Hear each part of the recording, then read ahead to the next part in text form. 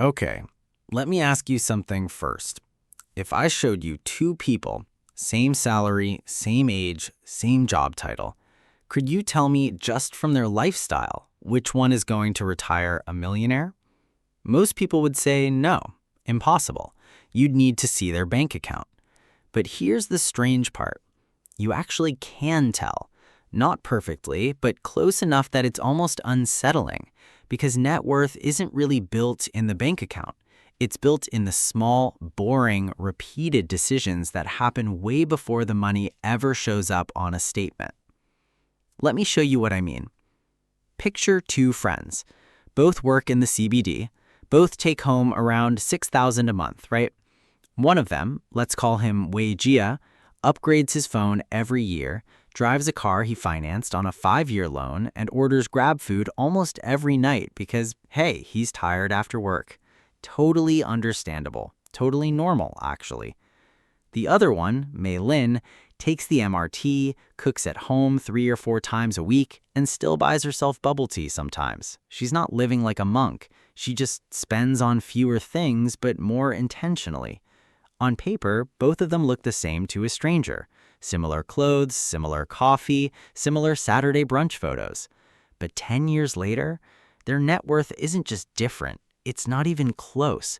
And the scary part is neither of them saw it coming, because lifestyle differences never feel dramatic in the moment. They feel like nothing. That's the big idea I want to unpack today. Your future net worth isn't decided by how much you earn. It's decided by the shape of your lifestyle, the size, the direction, and the speed at which it grows. Now, here's where most people get this wrong. They assume wealth is about restriction. Like if you're not rich yet, it must mean you're spending too much, so the answer is to cut everything and suffer your way into savings. But that's not actually what separates people long term. It's not restriction, it's rhythm. Let's talk about something called lifestyle inflation. You've probably felt it without naming it. You get a pay raise and almost immediately your expenses quietly rise to match it. New bag, slightly better condo unit, more frequent overseas trips. It doesn't feel reckless in the moment. It feels like a reward. You earned it, right? But here's the part nobody tells you. Lifestyle inflation is like an escalator that only goes up. Once you're on it, stepping off feels like a downgrade, even if your income is still growing. So people keep matching their spending to their income year after year, and their savings rate barely moves. Sometimes it even shrinks. Now compare that to someone who treats every raise differently. Say they get a 10% salary increase. Instead of letting lifestyle creep upward automatically, they redirect half of that raise into investments before they even feel it in their wallet. The other half, sure, they enjoy a nicer dinner, a trip, but half quietly disappears into their future. Small move, almost invisible, but multiply that across 10, 15 years of raises, and the gap between these two people becomes enormous. Not because one person is smarter, just because one person built a rhythm and the other one didn't. Okay, here's where it gets interesting though, because lifestyle isn't only about spending, it's also about what you're quietly building underneath it. Think about compounding for a second, not as a formula, as a tree. In the first few years, it barely looks like anything is happening. You invest a bit, the tree grows painfully slowly, and honestly, it's kind of boring to watch. Most people give up right here. They think this isn't working and pull their money out for something more exciting. But if you leave that tree alone year after year, something strange happens. Growth starts feeding on itself. The branches from last year grow their own branches, and somewhere around year 12, 13, the tree stops looking like a plant and starts looking like a forest. That's what compounding actually is. Patience disguised as boredom, followed by growth that looks almost unfair. This is why lifestyle matters so much. Every dollar you don't send toward lifestyle inflation is a dollar that gets planted early. And early is the entire game, not amount, timing.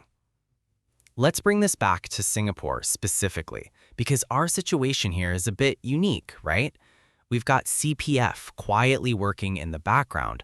Some people ignore it completely, treat it like it's not really their money, when actually it's one of the most powerful forced compounding tools most Singaporeans have. Then there's HGB, where a lot of net worth gets locked into property rather than liquid investments. And there's the hawker center economy, where you can genuinely eat well for $5, which honestly makes it easier to keep lifestyle costs low without feeling deprived. Compare that to cities where a basic meal costs 3 times as much. So the tools are here. The question isn't access, it's awareness. Now here's the shift, the part most people misunderstand completely. You'd think the person with the higher salary automatically ends up wealthier. Makes sense on the surface, right? More income, more room to save. But that's only half the picture. Because income determines your ceiling. Lifestyle determines your floor. And it's actually your floor, the baseline you build your life around, that determines how much room is left over to invest. Someone earning $8,000 a month with a lifestyle that costs $7,000 has less breathing room than someone earning $5,000 with a lifestyle that costs $3,500. One of them has $1,100 a month to invest. The other has $1,500. The lower earner is actually ahead. This is the part that quietly separates people over a 10, 20-year horizon. Not talent, not luck, just the gap between what you earn and what your lifestyle demands. So what does this actually mean for you, practically? It doesn't mean cutting out everything you enjoy. That never lasts anyway. Everybody who tries extreme restriction eventually snaps back. Instead, it means noticing where your lifestyle is expanding automatically without a decision behind it. The subscriptions you forgot you had, the food delivery that replaced cooking, the upgrade you made just because everyone around you upgraded too. Once you notice it, you get to choose. Not eliminate, choose.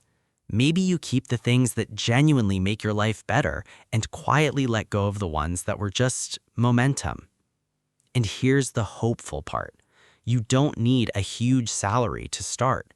You need a small, consistent gap between what comes in and what goes out, and the discipline to let that gap grow into something instead of disappearing into lifestyle creep. So back to Wei Ji and Mei Lin. Same starting point, same opportunities. The only difference was the shape of their lifestyle, repeated quietly, month after month, for years nobody was watching. Your future net worth isn't hiding in your paycheck. No, it's hiding in your habits, the ones you're building right now, today, without even realizing it. And the good news is, habits can be redesigned at any point. You don't need to be someone new. You just need to start noticing the shape of your own lifestyle and gently choose the direction it grows from here. Before you go, I'd love to hear from you. What's one small money habit you're going to change after watching this video? Share it in the comments. I read everyone, and your idea might help someone else too. If you found this video useful, a quick like and subscribe really helps the channel reach more people who want to make smarter financial decisions. Thanks so much for spending a few minutes with me today. Until next time, keep building wealth one smart decision at a time.